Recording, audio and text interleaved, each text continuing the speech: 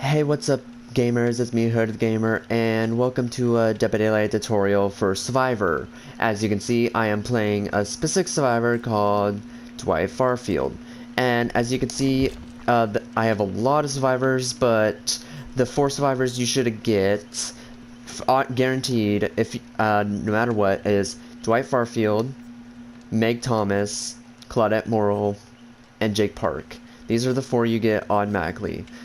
But depending on what you play on, you can get other characters for free, as in like Nia, Bill. Well, you can get Bill for free. David, Fang, Fung, however you want to pronounce it, and Ace.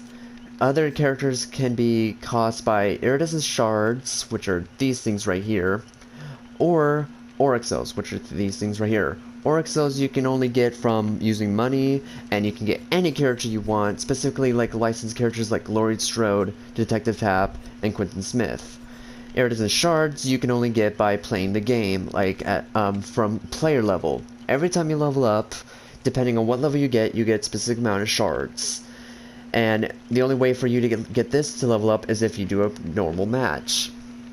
Now, the thing right here is the survivor rank, which there's also one for killer as well, but it's different. Now, how you rank up in this game is how you play well in the game. How you play well is determine how many pips you get to level up. Doing like an okay game, you get just you don't pip at all, so you basically just stay as where you're at. If you do a good game, you get 1 pip. And if you do a great game or an awesome game, you get 2 pips, which should get you closer to a higher rank, which right now I'm a rank 4 as Survivor.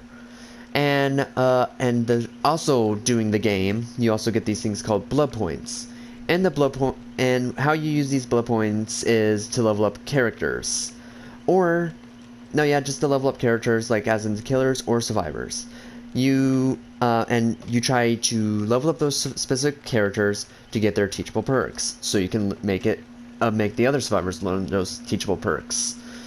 And yeah, basically that's how this works. And also these things right here are how you invite your friends. And yeah, so I'm gonna get into the game and show you how the basics work. So I'll be right back in a second. Okay, welcome back, and yeah, now we're in our match, so I'll be showing you the basics. So you see this thing right here. This is called a meat hook. This is what the killers use to put you on the hook so you can die faster. You have 3 hook stages. The first one, it's nothing, but you could either try to struggle off your first hook, or you could just wait until a teammate comes and rescues you. And then the second state of your hook is the struggle state. Basically, now they changed it where you have to hit skill checks to survive. If you miss more than 1 time, you'd be killed off immediately. Third hook is automatic death.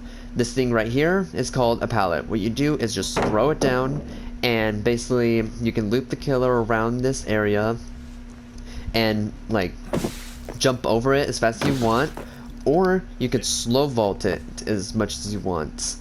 Now, and you can keep looping, and the killer would come and kick it, and if he kicks it, that gives you enough time to run away to the next bit. This thing right here is called a generator. Basically, this is the survivor's objectives to get out. So basically what they do is repair, and all that stuff. Basically until, well, give it a few more seconds. Dang, it's taking a while, but you're getting the whole point of this. So basically, there should be this thing called a skill check that pops up, and basically determine if you hit it or not. Hitting it will get it progressing it a bit more. If you hit a great skill check, it will get it even further to being done. If you fail it, see, I just got a good one, so it kind of did something. A great one would get you more progressive, and if you fail a skill check, well, the next skill check pops up, I'll show you. If I ever will show one.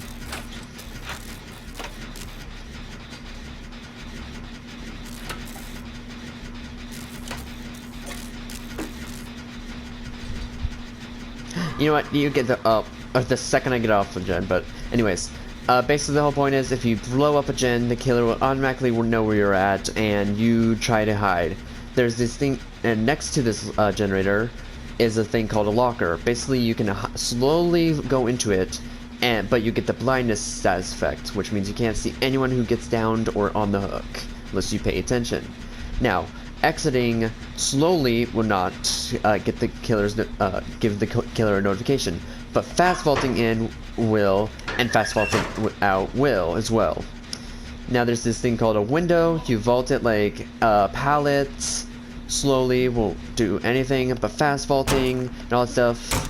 While in a chase, the killer will after being vaulting a window 3 times while in the chase, it will block the window, so which means you can't vault it anymore.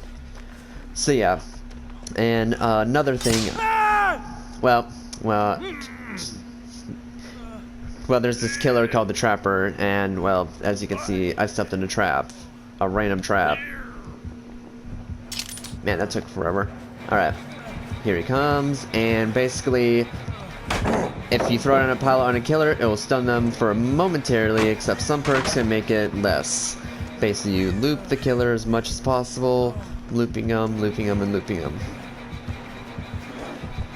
Basically, you try to get away or try to hide as much as possible.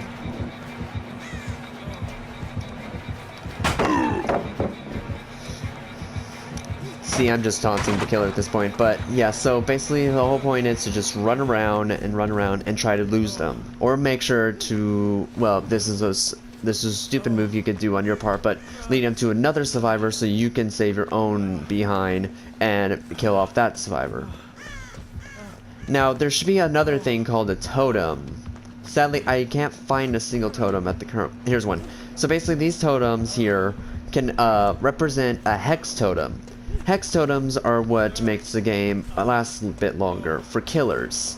Cleansing them will probably break whatever perk that was, or if there's another perk they have on, it will stay and keep going to other ones.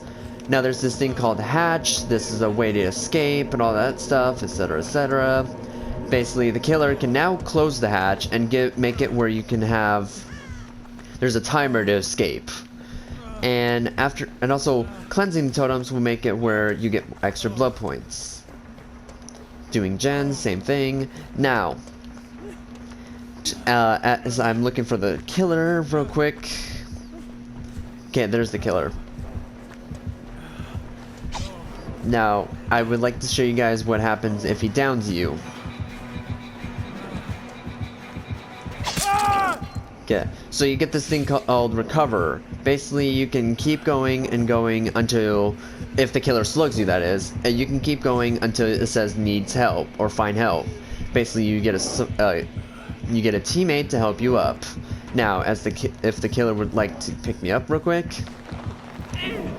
Okay, so you have a chance of getting off their shoulder. Basically, what you have to do is wiggle before they get to a hook, or, well, yeah, basically just to a hook or to anything.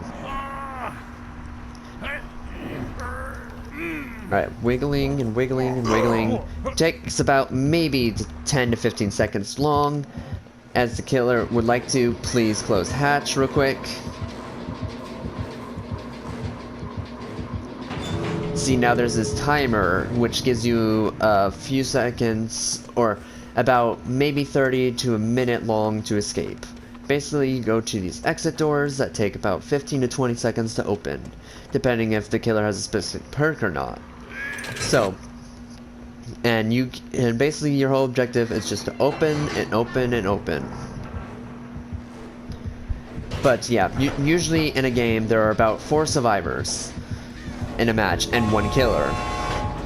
Survivors' objective is to do generators and escape. Killer's objective is to kill you.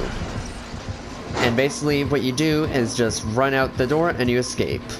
But if the killer would like to, before he kills me off, there's this thing called a chest that gives you a random item. Unlocking it takes about 10 seconds to open.